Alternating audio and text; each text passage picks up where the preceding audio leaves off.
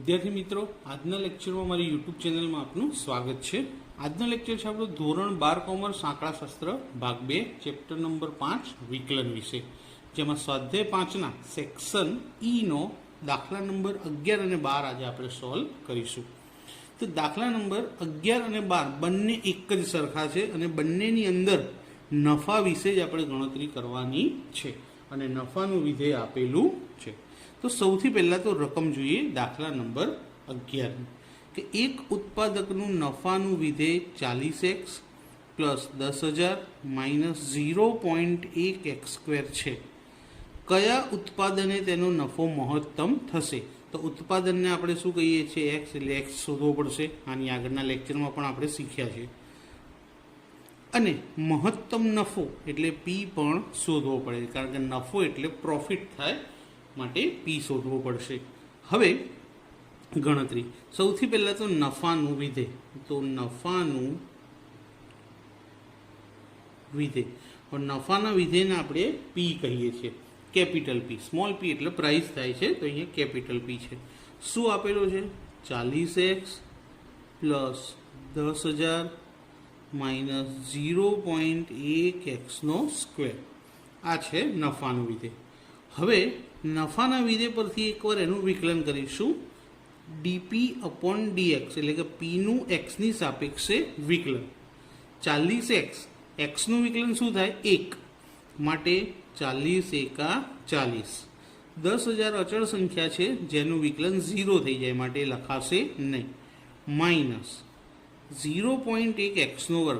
વિકલન કરવું હોય તો 2 ને 0.1 સાથે ગુણવા પડે. તો 0.1 ને 2 વડે ગુણો તો શું થઈ જાય? 0.2.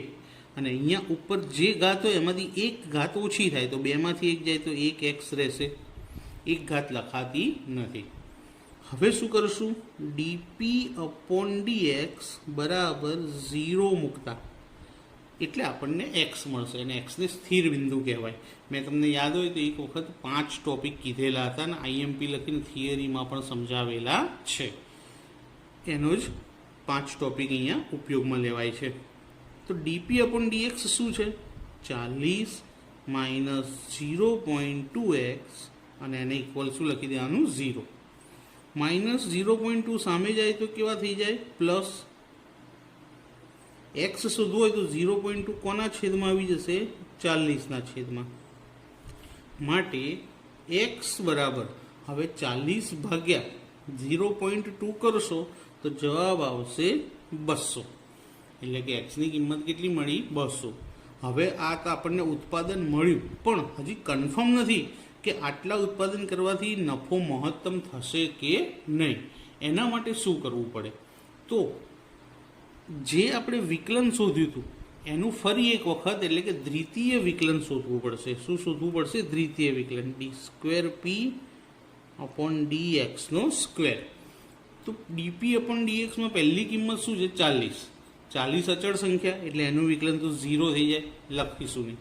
પછી છે માઇનસ 0.2x, એમાં એક્સનું વિકલન થાય 1, તો 0.2 ને 1 વડે ગુણો તો 0.2. તો d²p/dx² એટલે કે દ્વિતીય વિકલન શું મળ્યું? માઇનસ 0.2. આની અંદર એક્સ મળ્યો નથી. જો એક્સ મળ્યો હોત તો આ એક્સની કિંમત છે 200, એ આની અંદર મૂકતા, પણ મળ્યો જ નથી એટલે કિંમત મૂકી શકાશે નહીં. તો 0.2 કેવા? માઇનસ. 0 કરતાં કેવા કહેવાય? નાના, એટલે <0 લખાય. માટે એક્સ બરાબર 200 ઉત્પાદનને નફો મહત્તમ થશે. જો અહીંયા ગ્રેટર ધેન આવ્યું હતું ધારો કે, તો નફો મહત્તમના બદલે ન્યૂનતમ થતો. પણ આ સાબિત કર્યું આપણે કે દ્વિતીય વિકલનની અંદર એક્સની કિંમત મૂકવાથી જે જવાબ મળ્યો એ 0 કરતાં નાનો છે, માટે નફો મહત્તમ થશે. આ એની શરત છે. તો એક શરત પાર કરી આપણે પહેલો જવાબ લાવી દીધો એક્સનો, કે ઉત્પાદન કેટલું કરવું જોઈએ? તો 200 એકમ ઉત્પાદન કરવાથી નફો મહત્તમ થાય. હવે શું કીધું છે આપણને? કે આ મહત્તમ નફો પણ શોધો. તો આપણને જે નફાનું વિધેય આપ્યું છે તેમાં એક્સ બરાબર કેટલા મૂકી દેવાના? 200. તો અહીંયા લખીએ કે નફાના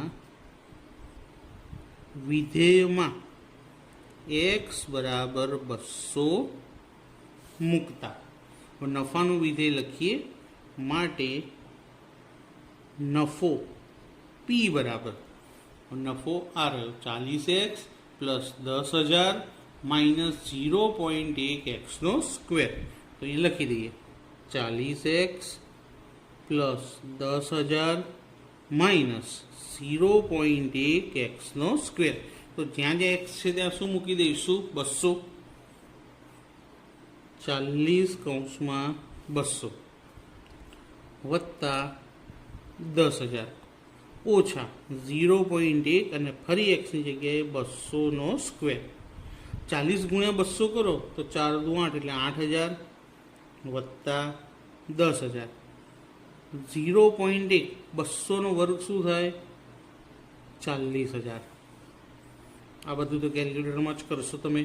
8,000 અને 10,000નું ટોટલ થશે 18,000 માઇનસ 40,000 ગુણ્યા 0.1 કરો એટલે 4,000.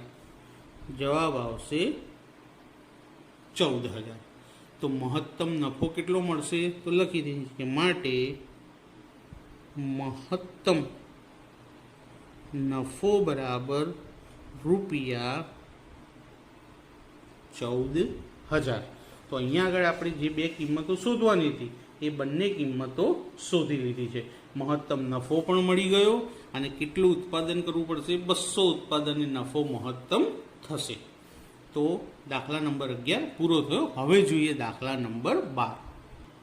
તો દાખલા નંબર 12ની રકમમાં શું કીધું છે કે એક વેપારીનું નફાનું વિધેય. તો નફાનું વિધેય આપ્યું છે આપણને તો લખી દઈએ કે નફાનું વિધેય p બરાબર 5x માઇનસ 100 માઇનસ 0.01x².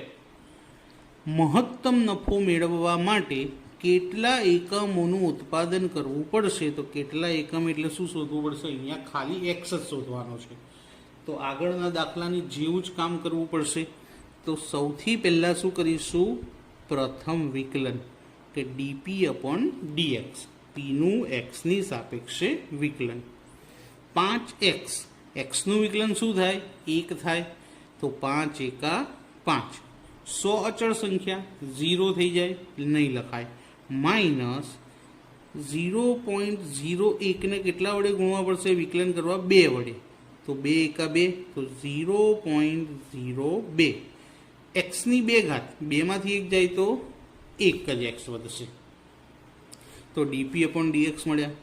તો dp/dx બરાબર 0 મૂકતા પ્રથમ વિકલન કરી અને જે વિકલનનો જવાબ મળે એના ઇક્વલ શું મૂકીશું? 0. તો જવાબ શું આવે? તો 5 માઇનસ 0.02x બરાબર 0. તો 5 બરાબર માઇનસ સામે જાય તો ક્યાં થઈ જશે? પ્લસ. તો 0.02x. આ 0.02 અંશમાંથી 5ના છેદમાં આવી જશે કારણ કે ગુણાકાર હતો તો ભાગાકાર થઈ જાય. માટે x બરાબર 5 ભાગ્યા 0.02 કરશો તો 250 જવાબ મળશે. એટલે કે એક્સની કિંમત આવી 250. પણ હજી નક્કી કરવાનું બાકી છે કે 250 એકમ ઉત્પાદન કરવાથી નફો મહત્તમ થશે કે ન્યૂનતમ થશે એ ચેક કરવું પડે. એના માટે શું કરશું? દ્વિતીય વિકલન. કે પ્રથમ વિકલન હતું એનું ફરી એક વખત વિકલન કરીએ. એને શું કહીશું આપણે? d²p/dx². હવે પ્રથમ વિકલનમાં પહેલી કિંમત શું છે? 5 અચળ સંખ્યા એટલે તો 0 થઈ જાય. માઇનસ આ 0.02x. એક્સનું વિકલન શું થાય? 1. હવે 1 ને 0.02 સાથે ગુણીએ તો કંઈ ફરક પડશે નહીં. એનો એ જ જવાબ આવે. હવે રકમ કેવી આવી? માઇનસ. આમાં પણ x મળ્યો નથી. જો x મળ્યો હોત તો આ x બરાબર 250 અંદર મૂકતા પછી આપણે ચેક કરતા કે જવાબ પ્લસ આવ્યો કે માઇનસ. પણ અહીંયા તો ડાયરેક્ટ માઇનસ આન્સર મળી જ ગયો. માઇનસ હંમેશા 0 કરતાં કેવા હોય? નાના હોય. નીચે લખીએ કે માટે x બરાબર 250 એકમોનું ઉત્પાદન કરવાથી નફો મહત્તમ મળશે. તો દાખલા નંબર 12 પણ પૂરો થઈ ગયો. બંને દાખલા એક સરખા જ હતા, બંનેમાં એક્સ તો શોધવાનો જ હતો, ખાલી આ દાખલાની અંદર એક્સ્ટ્રા નફો પણ શોધવાનો કીધો હતો. તો નફો શોધવો હોય તો પી એટલે કે આપણને જે વિધેય આપ્યું હોય એમાં એક્સની જે કિંમત મળી એ મૂકી દેવાથી આપણને મહત્તમ નફો પણ મળી જાય. આ દાખલામાં ગણતરી કરીને તમારે ટ્રાય કરવો હોય તો તમે કરી શકો છો, પણ રકમમાં કીધું નથી. તો મિત્રો વિડીયો કેવો લાગ્યો મને જરૂરથી જણાવજો, અને પસંદ આવે તો લાઈક કરજો, આગળ તમારા ફ્રેન્ડ્સને શેર કરજો, અને ચેનલને સબસ્ક્રાઈબ કરવાનું ભૂલતા નહીં. Thank you.